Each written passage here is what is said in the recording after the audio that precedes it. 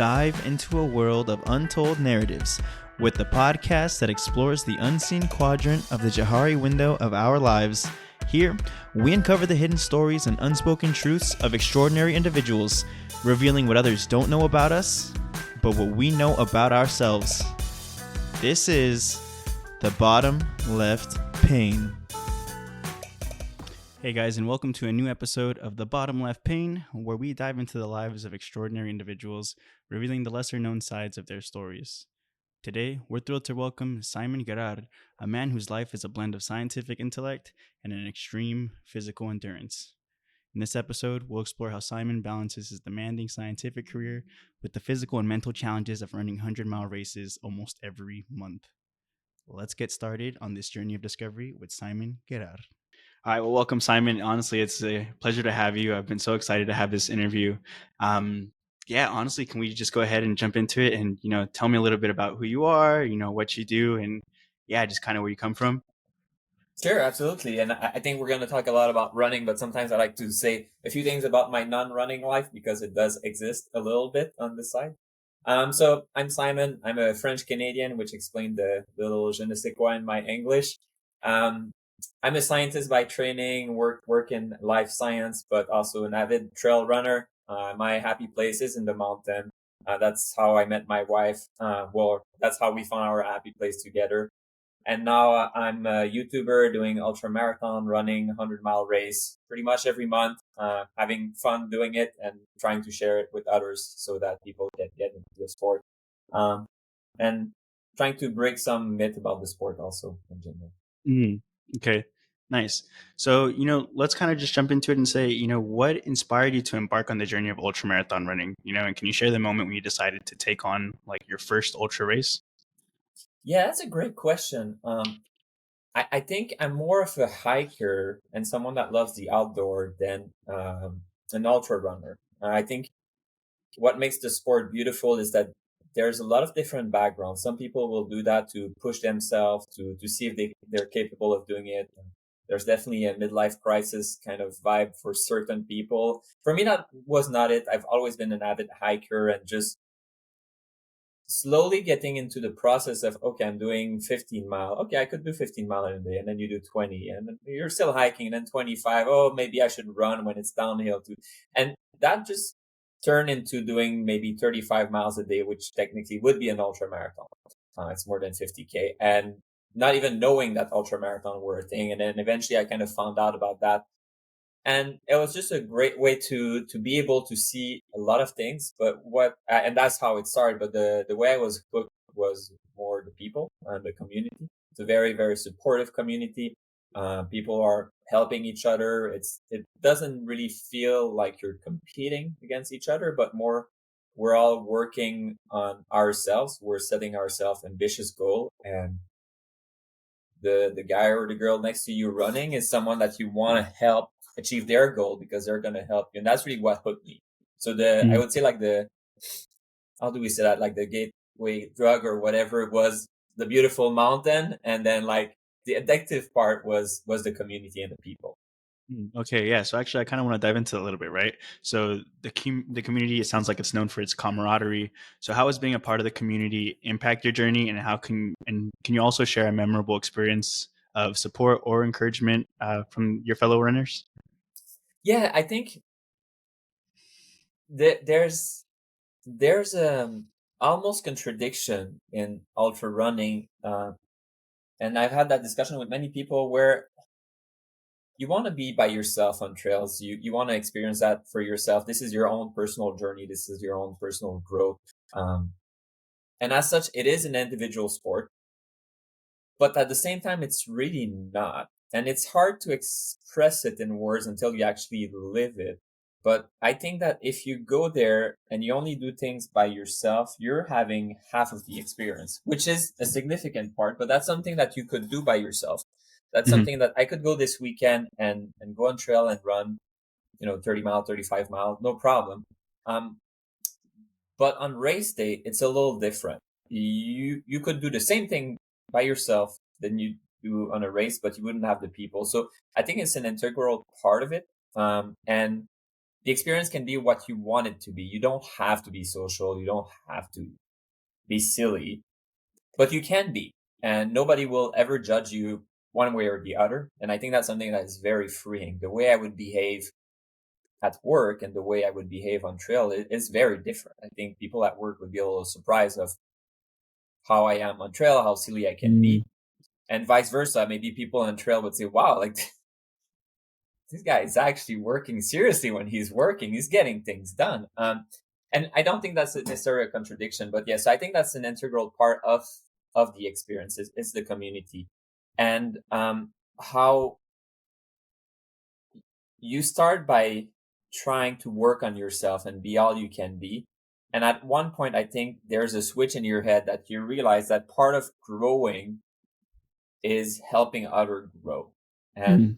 I think that that is something that we're all helping each other. And sure, I make videos about how to run, but it's a two-way street. People have helped me and I help people. I think one of my first race experience that, wow, I was so happy to not be by myself. It was in the middle of the night. It was pretty cold. It was a trail that was difficult to follow in the desert. So with just the skylight, it would be hard to know what's a trail and what's just walking in a random direction towards a cliff.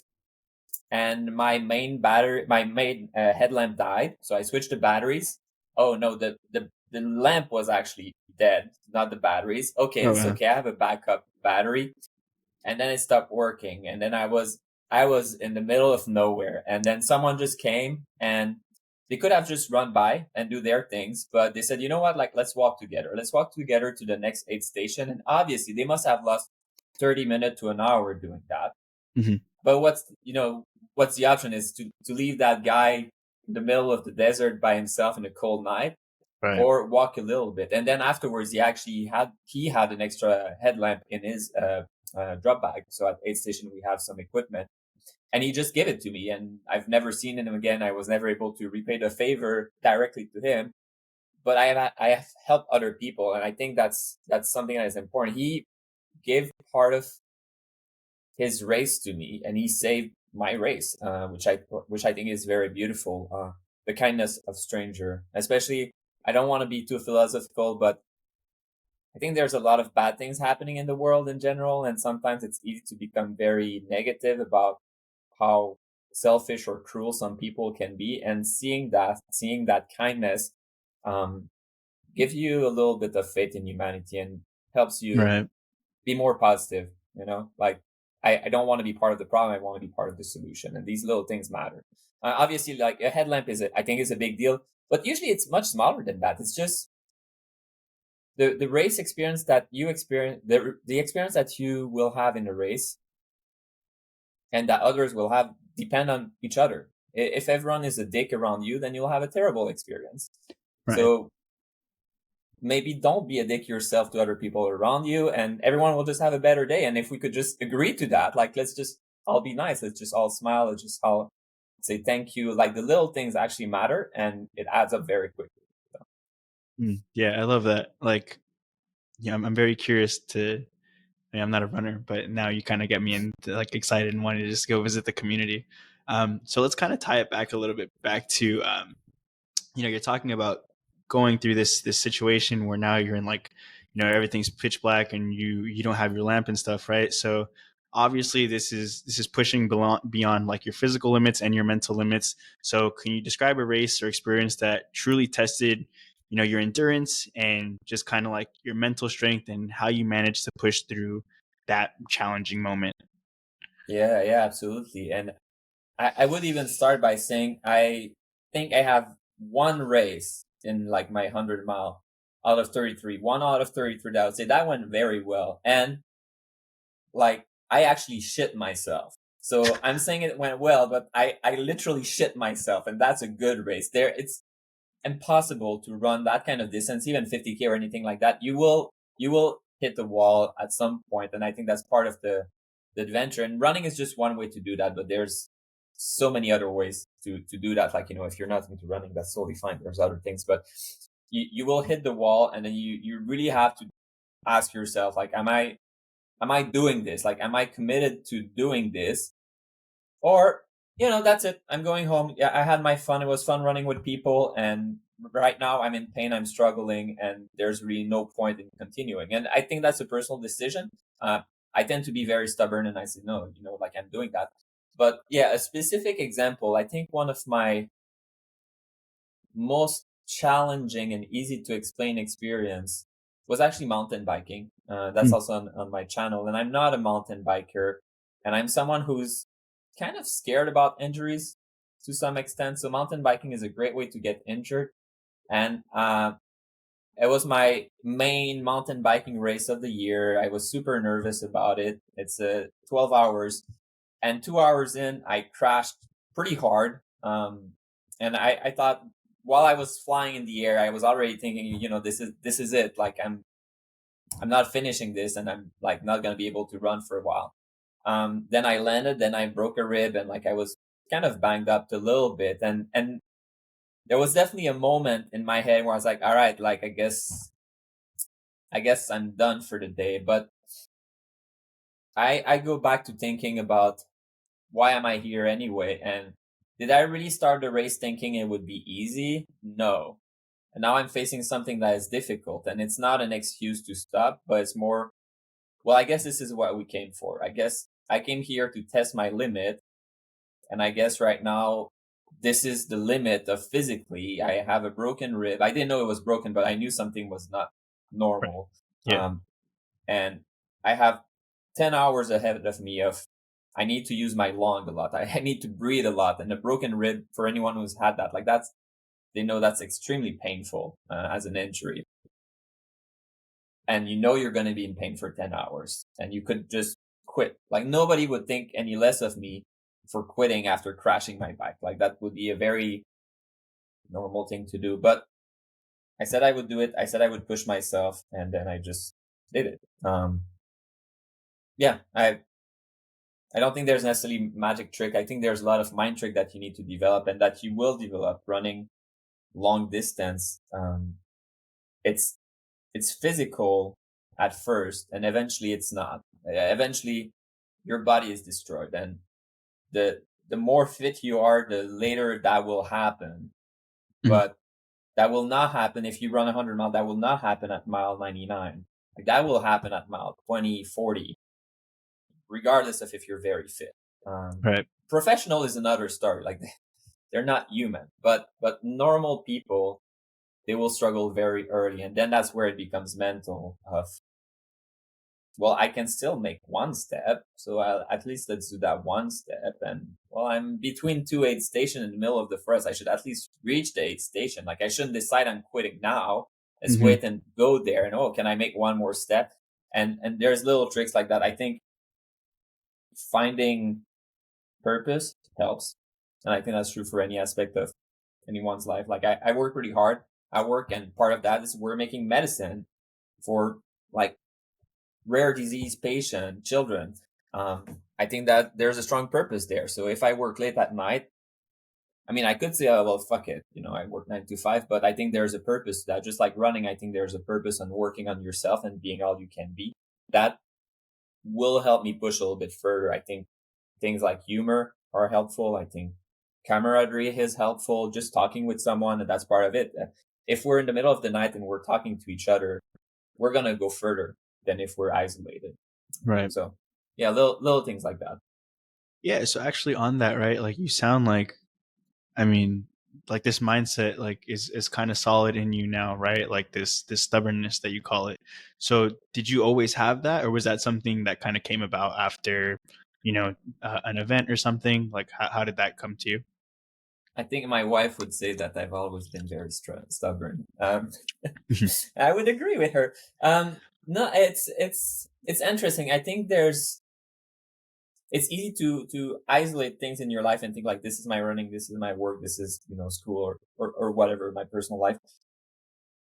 And you by running so much, you will develop things that could help in other aspect of your life, and vice versa. I think some other aspect of my life has helped tremendously. Just kind of getting seamlessly into running, and one of them is, yes, I've always been stubborn. Is the funny way to say it, but I think the nicer way to say it is if we were in a work interview, I would say I'm goal oriented and I'm a problem solver. Right. Um, and like the way to phrase it is, well, I said I would run 100 mile, and sure, I don't have a headlamp right now in the dark, or I'm like I'm leaving a trace behind me, number two.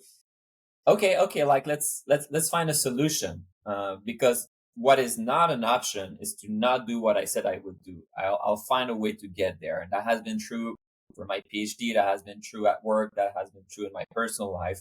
Um, Difficulty is not an excuse to not do what I said I would do. It's just something that you need to overcome. And if you have that mindset in your personal life, that will help in running or any endeavor, the gym or um, anything like that. The problem solving instead of quitting mindset is very helpful. And I say that, but at the same time, just to be clear, I totally understand and have quit myself on certain occasion, understanding what's a futile effort, what is impossible and what is possible, what can be solved. And I think understanding that is also a part that is pretty important. The cost sometimes of continuing. I think for running, the obvious one is not pushing past injuries. For me, that would totally defeat the purpose. Running is decently, injury prone sport, and pushing through an injury is just not the smart thing to do. So you need to understand when to pull the plug. So, yeah. Okay. So, I mean, you sound like you're kind of, I kind of mentioned earlier that you're bionic, right? Like you're kind of going 100 all the time. So balancing the demands of ultra marathon training with everyday life, like, I mean, that sounds like it might be an issue, right? So how do you strike a balance between your passion for ultra running and your personal and professional commitments? Yeah, I mean that. I think that's a great question. I think one of the reasons I can ultra run is because I've always been pretty busy. People that have been busy for a very long time tend to be good at time management. The thing is that everyone thinks they're busy all the time, which is always funny. And I'm sure we all have that experience of you see someone being, oh, I'm busy, like I can't do I this, or can't, like, yeah. yeah, like I can't meet up for whatever, like, I have too many things. And you look at what they actually do and you realize that they don't do that much because there's a lot of time wasted. So number one is to be a little bit more organized and conscious of the value of time. I think time is probably one of the most valuable thing that we all own and not necessarily realize. There's the obvious, health is pretty important, but Right. time too. And anytime you spend, an hour doing something, that's an hour you could be doing something else. And there's definitely some time burner that are easy to just cut. And one that people say often, and I'm like, this is the stupidest thing you've ever said, is like, oh, you can sleep like 3 or 4 hour a night. I was like, dude, you're fucking stupid. Like, I'm gonna sleep. Like, I need my sleep. Right. But there's other things. I was like, well, why are you scrolling so long, like on Instagram? I mean, it's normal to do it. I mean, obviously there are smart people doing something addictive, so it is addictive, like not judging, but like clearly maybe you could be running instead of scrolling for 30 minutes, and maybe Right. at the end of the day you would feel better about yourself if you had done that. But yeah, so it's time management, understanding the value of time, therefore not wasting it. And then the other one is definitely understanding priorities, because running is important for me, but quite frankly it's not that high. It's probably the highest is probably family, I would say. I don't have kids, which is like the secret weapon I have right now to be able to run so much, by the way. Like I say a lot of things, but like I don't have kids. If I had, it would be very different. So like I understand everyone with kids. I know that you see what I do and say, how can you travel so much? I'm like, I don't have kids. That's the one solution. But yeah, so family, so my wife and everything, and my relationship to the people very close to me, then friendship similarly, then probably it's work, then it's running, and then it would be my YouTube channel. And I think someone that knows me very well would actually be able to notice when I'm getting really busy, because say like I don't upload on YouTube, for example. And then all of a sudden you can go on my Strava where all the runs are logged, and all of a sudden like I'm cutting on my runs a little bit. Uh-huh. There's two reasons why I would cut on my run. One would be if I'm injured, but the other one is just because I'm way too busy with work. But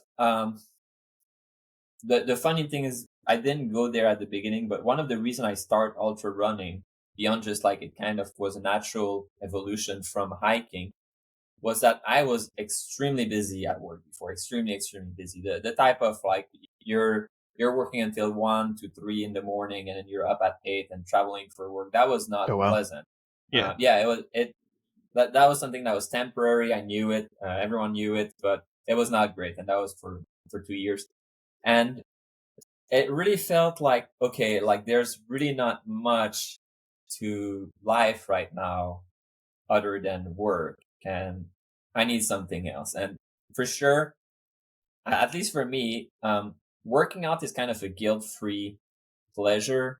Um, if I spend 1 hour watching TV and I'm super busy and I go to bed like 1 hour later, I'll feel super bad about it Uh-huh. because like that was kind of silly. But doing that is, I can't feel bad about working on myself. Now, sure, if I would go on a 4 hour run, I would say maybe that was not needed, but reserving a little bit of time for my well being mentally and physically uh, was kind of needed. And I think it's similar, people procrastinating. I remember I was not like that, but some of my friends when I was in college, their guilt free thing during exam period is cleaning the house Yeah, I can see because that. you can't feel bad about vacuuming. You did something good, you did a chore, but at the same time, that's a way to just disconnect. Well, for me, it's running. I can't feel bad about going on a run. Like I'm working on myself. Are you kidding? But obviously, I did that so that I could disconnect, and that was very helpful. In finding ways to prioritize and not be lazy about it, for sure. Okay. You talk about, maintaining your health, especially when you're doing all of this, right? So, running these races, it's puts immense strain on your body. How do you approach not only just recovery, but also like nutrition to ensure that you stay physically and mentally resilient throughout, your training and your races? Yeah, yeah. I mean, that's very true. And I'm for those that have never seen my YouTube channel, I try to be as transparent as possible. I see a lot of people that have big ego and will say things like injuries don't exist, and like I absolutely have dealt with minor injuries, and it's about first being smart and recognizing when something is wrong. So it's best to say, well, okay, something's happening to my ankle or something's happening to my knee. I'm gonna first, instead of making it worse and ignoring it, I'm gonna dial it down. And that's really the step one is to understand you're in recovery phase right now. But even doing that, like I do have to be careful and mindful, and that will mean doing some PT by myself, strengthening exercise. Again, it's more Hmm. prevention than treating. Then Right. after a race, I do take the time to. Usually, it's about a week where I won't really be running much. I think active recovery is great, so not running just for me just means like maybe I will jog, maybe I will go for a 1 or 2 mile, very slow jog or walk just to get my muscle activated a little bit and have some blood flow and just the ligaments and everything just stretching a little bit. I think is helpful, but not putting actual real strain on them. I think active recovery is super important. Then in terms of nutrition, I'm not the best at it. Um, I think that's something that in theory I could work on, but it has worked pretty well. And I think part of it is trying to not be too restrictive about it. Hmm. Not necessarily eating junk food, but not necessarily being too careful. And I have good faith in biology and that natural evolution have taught our kind of body to crave food that we need to some extent.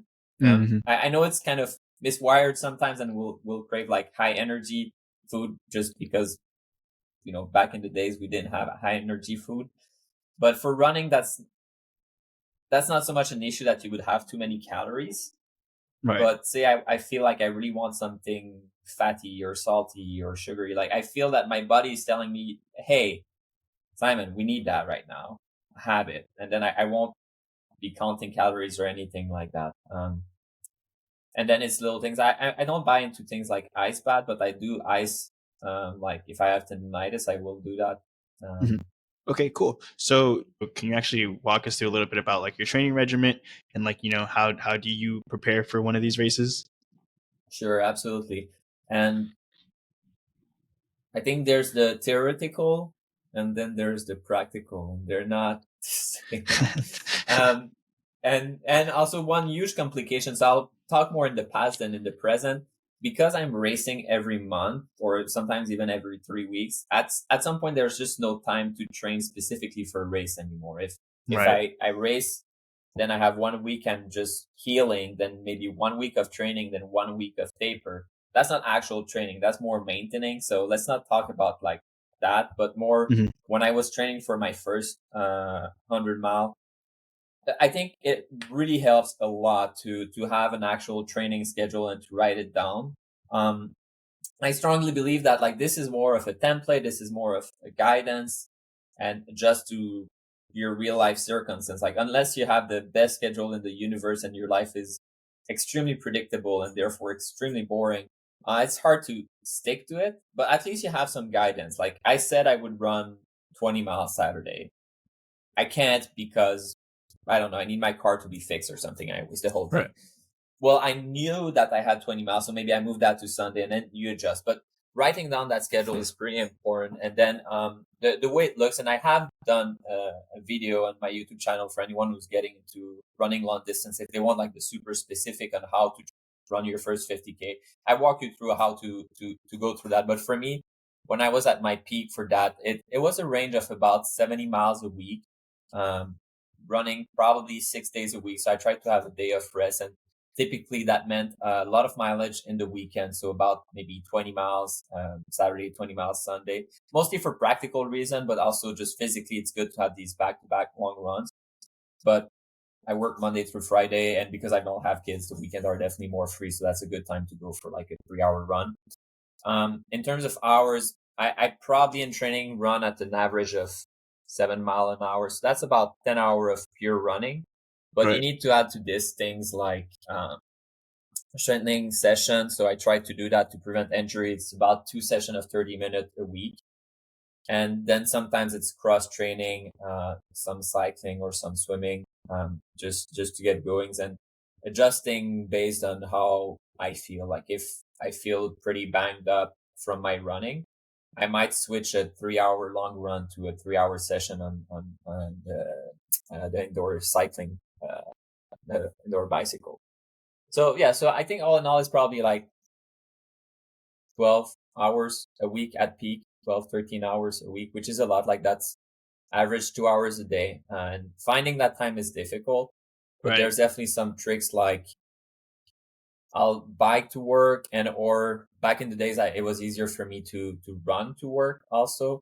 And if it's 4 miles in the morning, 4 mile in the evening, that's 8 miles. We had a shower at work, then you're good. You're good for the day.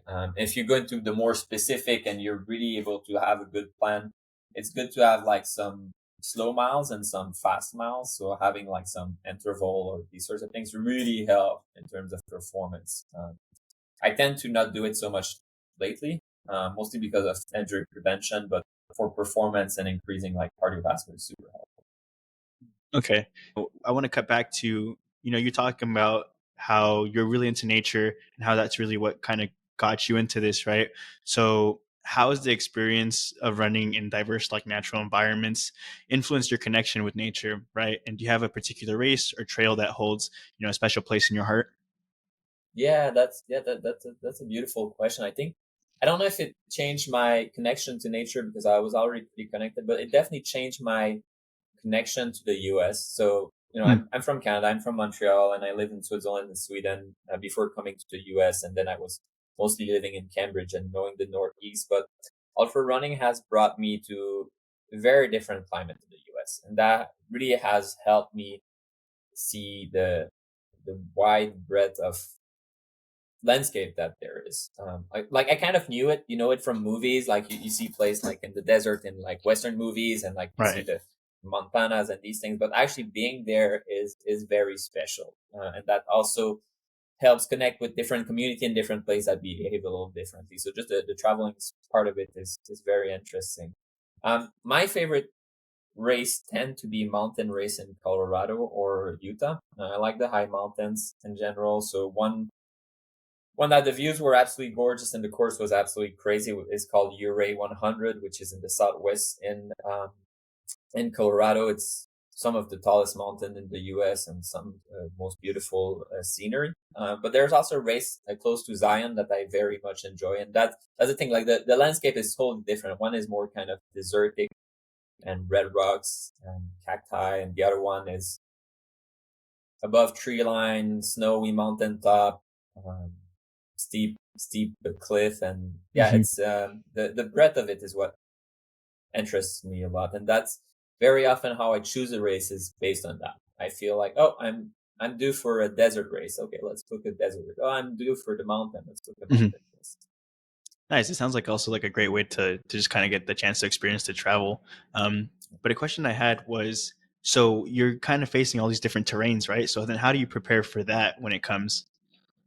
Yeah, that's a good question. I didn't put that in my kind of preparation, but that's a big part of it. For sure, it's good to run on what you're gonna run, but it's also impossible if you for those who have lived in Boston or Cambridge, if you need to run a mountain race, that's not a good Yeah. place to train for that. What I was doing was I was straight up going to, and it's funny, sometimes I do look at my old training schedule. Um, I was going at the stadium and I was just working up and down the bench of the football stadium Oh because wow. that was the biggest hill you could find in Cambridge, really. And that was cool. That was a good workout. That was good hill repeat. But there's definitely climate is one thing, and then technicality of trail is another. So running on road, a road is a road. I could close my eyes and probably run on the road until I would kind of hit a car. But the, you don't need to watch your footing so much. Whereas on trail, sometimes it's like that, but sometimes you really have to be good about knowing where to land, and that's something that is hard to teach but easy to practice. And the more you do it, the more you're comfortable and the less likely you fall. So practicing that and being comfortable on trail is a big part of it. Now, because I come from a more trail running and hiking background, that's something that I already had. But for people that are not used to that, that's a little bit trickier. And then the Right. climate, yeah. So I raced Badwater 135, which is a famous race in Dead Valley. Dead Valley is so named because like there's nothing living there, and that's because it's pretty hot. Um, when we were there, it was 127 at some point, so like Oh wow. above 50 Celsius for Pamis all there. I adapted to the Fahrenheit, so I'm good. But yeah, it's really hot, and 120 is really hot, but 127, like you feel the difference. And how do you prepare for that? I mean, it's not a sustainable, livable temperature, and even less so if you're running, but You're you not can running in an train for oven? it. So yeah, I mean, it's that's how it felt when you open, an oven and like the air comes in your face. That's how it Oh felt man. when the wind was picking up. You're so used to the wind being associated to cold because it's bringing fresh air, but in this case, it's bringing air that is even hotter than you. So it really felt like oof, like you feel it, and then especially you have the paved. It's a paved road, so if the wind is in the wrong direction, it picks up the air that was getting warmer because of the dark paved road, and it Right. goes on you, and you really feel it. You go to the sauna, you do some training session.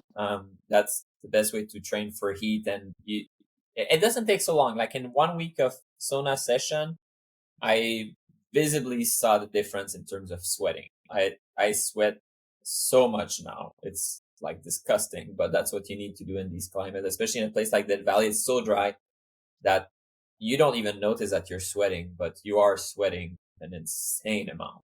Um, and then the flip side of that would be mountain race.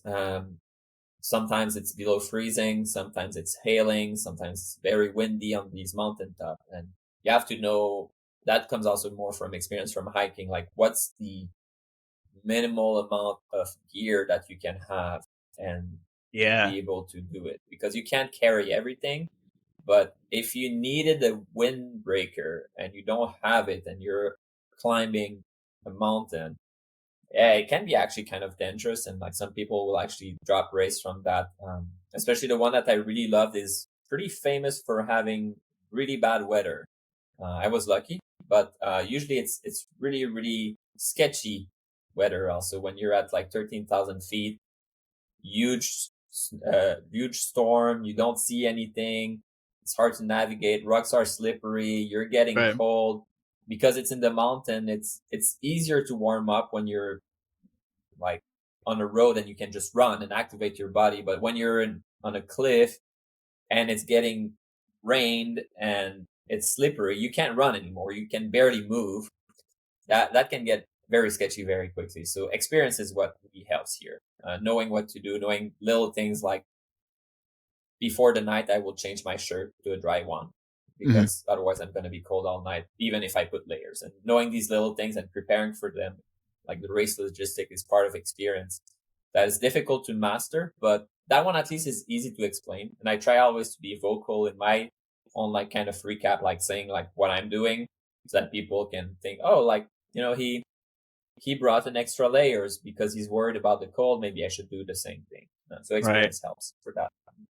Yeah, man. Honestly, that's very. I mean, from my opinion, it's very inspiring because I mean, I can't imagine having to go through something like that. I'm I mean, I'm a mountain man. Like that's definitely part of why it came so seamlessly for me is ever since I've been a kid, like that's what we would do. My grandfather used to be, I don't know the name in English, but essentially like he would go way up north where there were no trail or nothing, and he was the guy kind of marking terrain and like oh, like doing the paving the map trail. and things like that. Yeah, Oh, so wow. like not necessarily an explorer, like things were already like known, but kind of putting markers. So he would go out there, and that means that when we would spend time together in summer, that's like kind of what we did. The the typical winter holiday break, what we would do as a like the bigger extended families, we would have a cabin like way up north in Quebec in the big snow. And hey, the kids would just like we take some snowshoes and we're just gonna go wherever. There's no Just trail, adventure. there's nothing, but like Mhm. we're gonna go 1 mile in that direction and then we're gonna come back and try not to die. And nobody died, so that's good. But you become very resourceful, and you get I think a level of respect for the wilderness.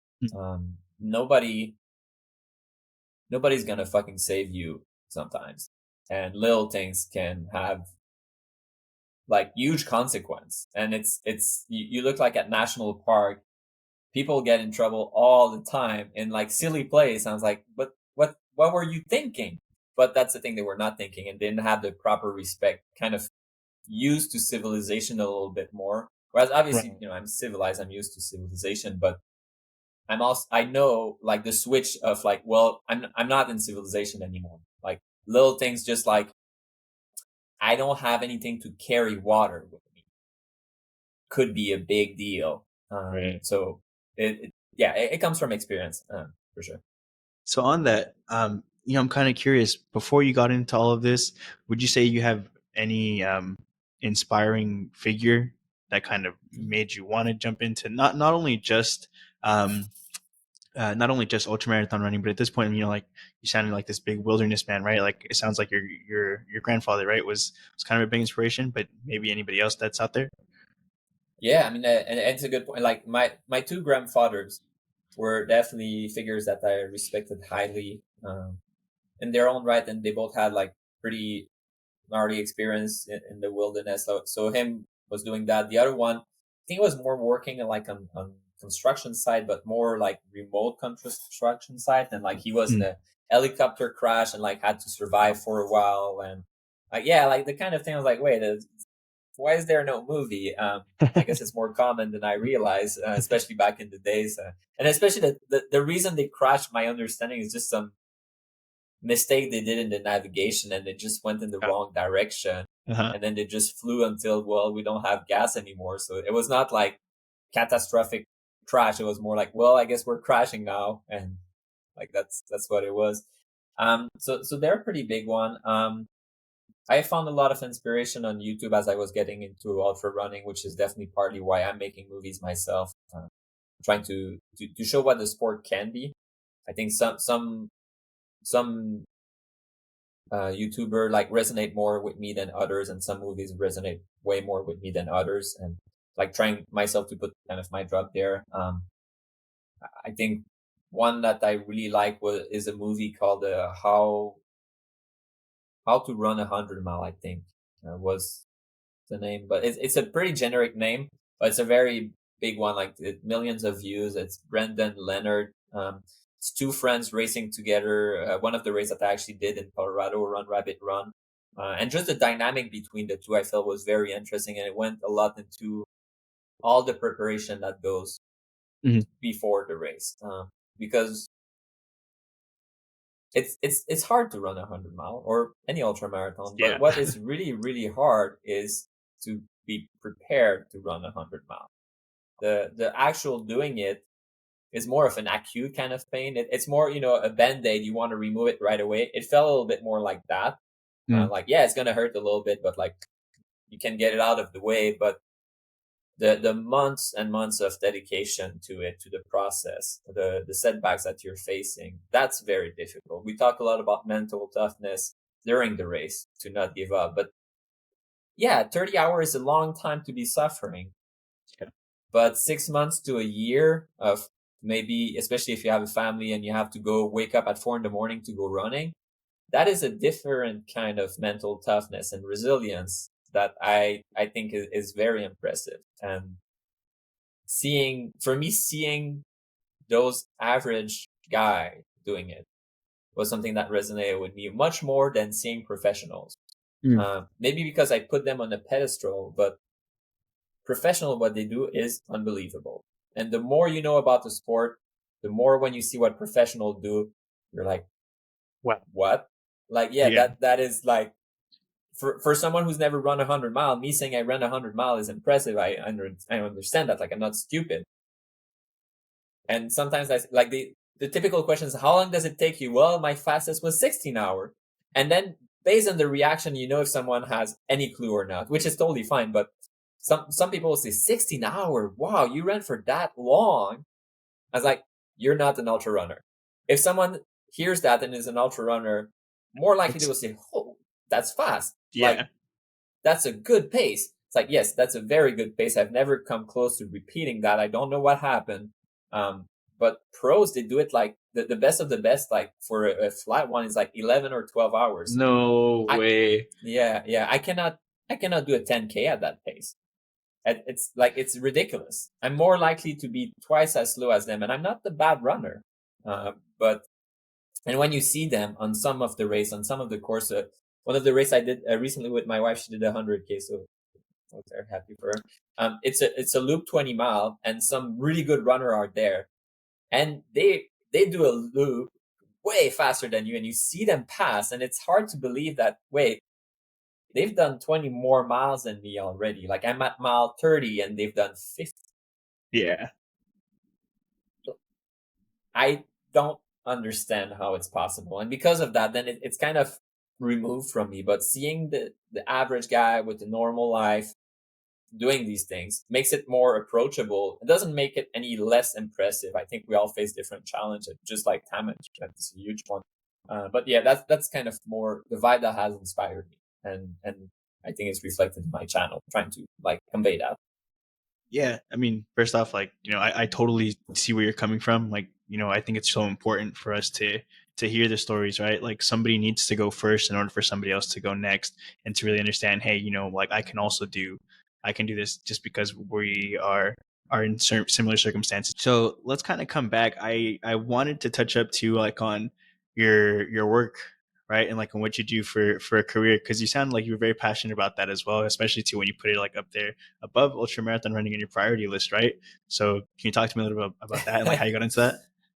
Yeah, I mean, if I sign a sponsorship for my channel and like I grow, I don't know, maybe I'm gonna change. That's definitely not gonna happen. But and especially the purpose of my work, I think is pretty interesting. But I think part of the reason that it's above is at the end of the day, we do need money to live.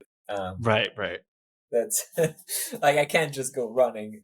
That's a hobby. That's something I enjoy doing. And actually, I don't think I would want to have that my full-time job. I think that would be terrible. I think that would take the joy out of just, I race whatever the fuck I want, and if I don't want to do it, I'm not doing it, and there's zero pressure. If I run, a race next month and I don't feel like making a movie about it, whatever, like, my boss is still going to pay me, and that's good enough.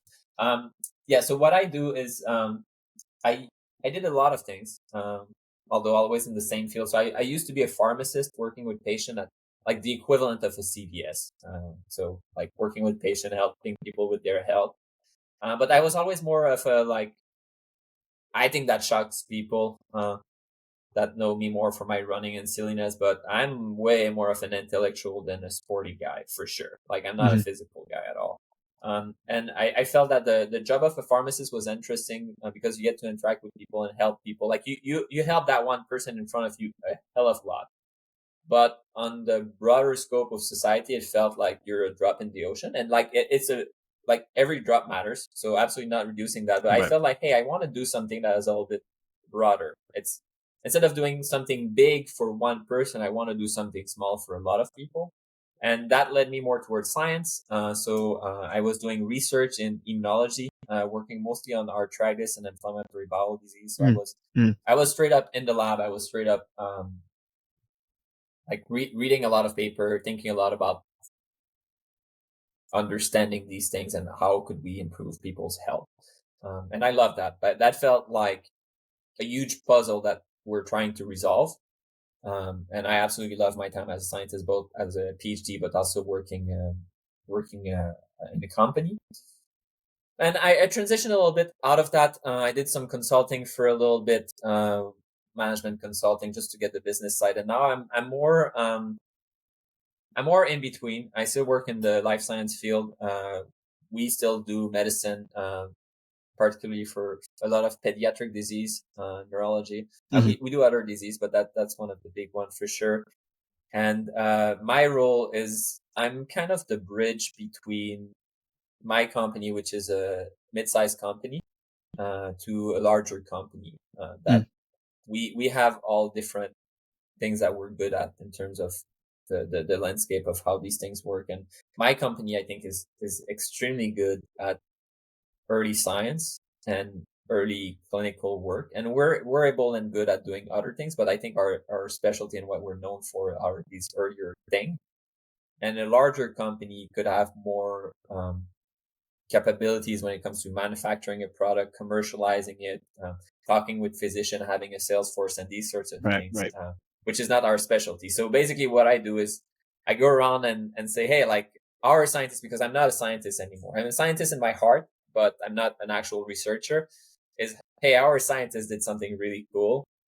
Should we work together on this? And that sounds like a salesman's job. It is to a little bit, but what I love about it is much more that what you're trying to do is create a collaboration Right. and Yeah. a win-win scenario where you're good at something, we're good at something. Let's work together and let's bring that medicine to patient. And that's kind of the focus. Is a good idea is great, but you need also to execute.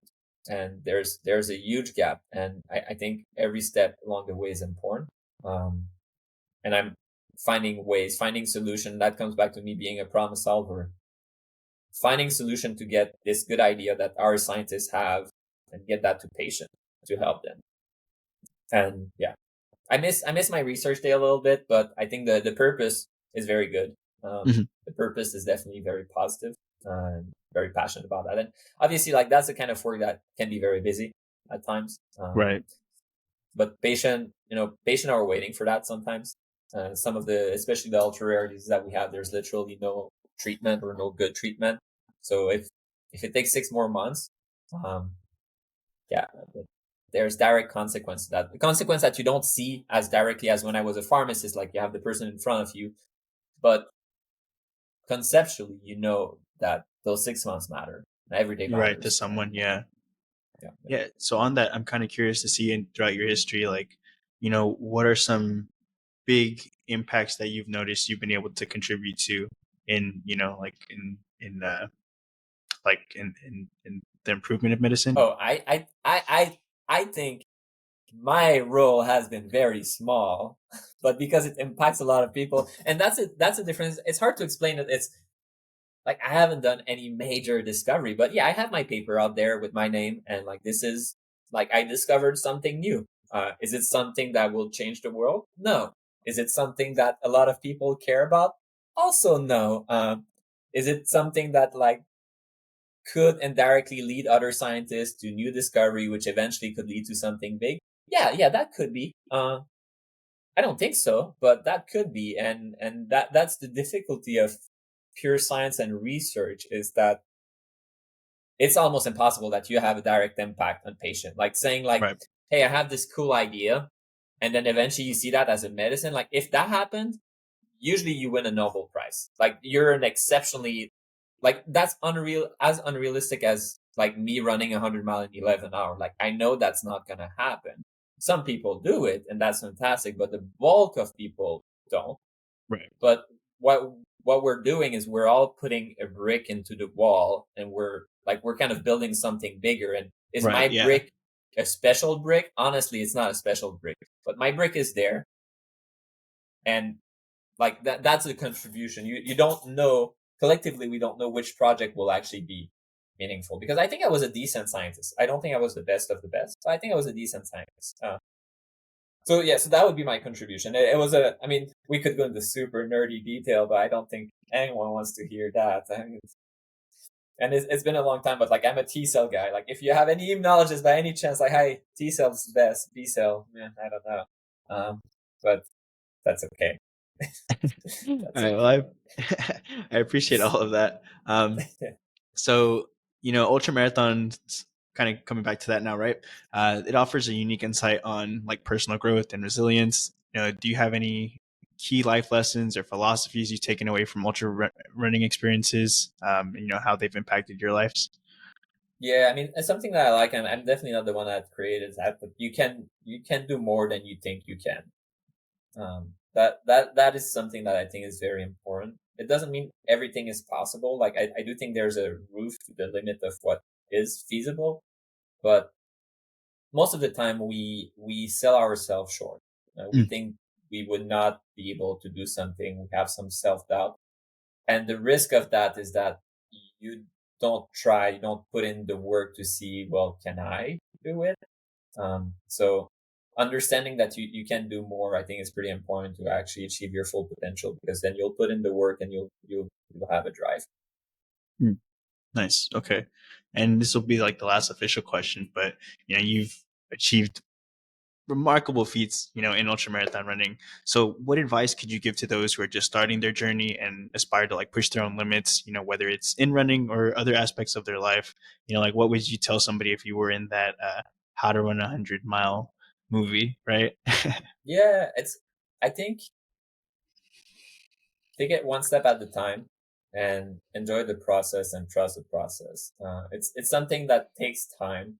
It's something that is complicated, and if you take your time and you enjoy it, you will actually get there. And you need to trust that you will get there, but you won't always see progress directly. But you can look back 1 year later and see where am I today, and you'll see the progress, and that will be very motivating. But if you're looking for shortcuts, if something that just pisses me off, there's not many things that pisses me off, but it's those clickbaity things like do this trick, 5-minute tips, and then you're gonna be a faster runner. And it's like, hey, if you're looking for a shortcut, I don't think you have the right mindset for ultra running or trail running. Secret is that there is no secret. The secret is that if you're looking for an easy solution,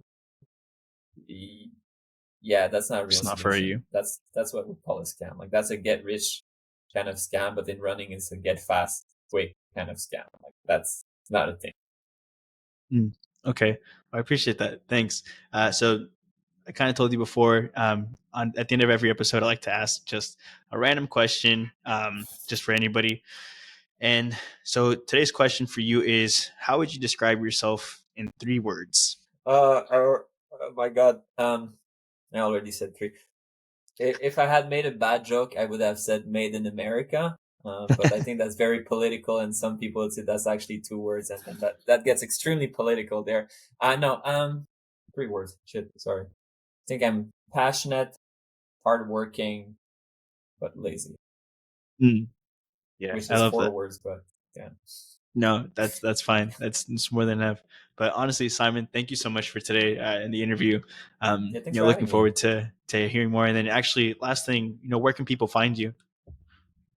Yeah, you can find my adventure and some running tips on Running with Simon on YouTube and on Instagram. I'm mostly a YouTube guy because I think there's a lot of information to be shared that just doesn't convey well in the short kind of picture type of Right. Instagram. But yeah, YouTube, Running with Simon. Awesome, Simon. Well, thank you so much. Thanks. Thank you for tuning in to the Bottom Left Pane. If you enjoyed our journey into the unseen stories today, don't forget to follow us on social media at Bottom Left Pane on TikTok, YouTube, and Instagram. You can subscribe to our show on any platform where you get your podcasts to ensure you never miss an episode. And if you're interested in supporting the production of our show, consider checking out our Patreon. Even a contribution as little as $1 a month can make a huge difference. Thank you for your support and for joining us in uncovering the hidden chapters of life. And remember, sometimes the most profound stories are the ones we've never heard before.